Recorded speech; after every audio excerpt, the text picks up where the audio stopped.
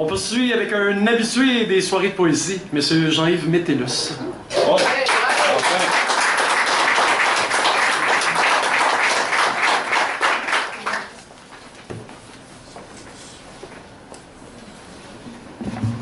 Bonsoir.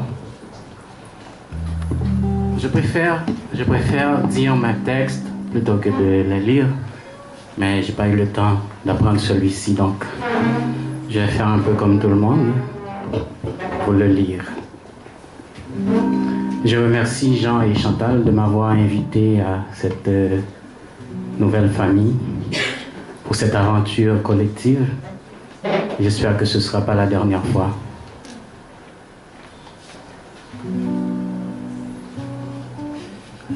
La vie,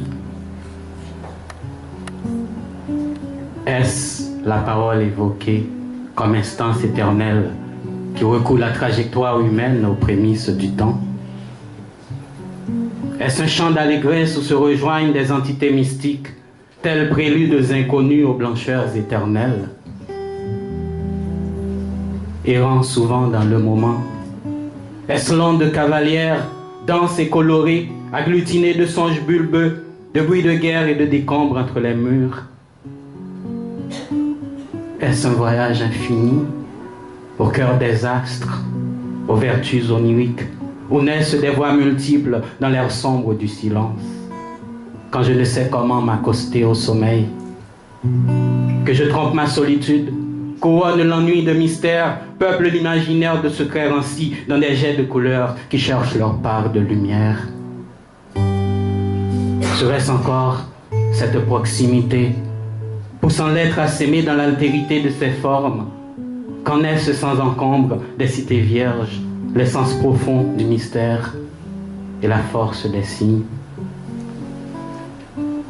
Poète, pour ne pas succomber à la nuit, à ses parois opaques, son cortège insipide et son silence limpide, la vie me prend souvent à la gorge, dans l'absence totale de sentiments et la plus sombre des espérances. Se déchaînent alors toutes les multitudes. Les muses sortent fébriles des cocons du rêve.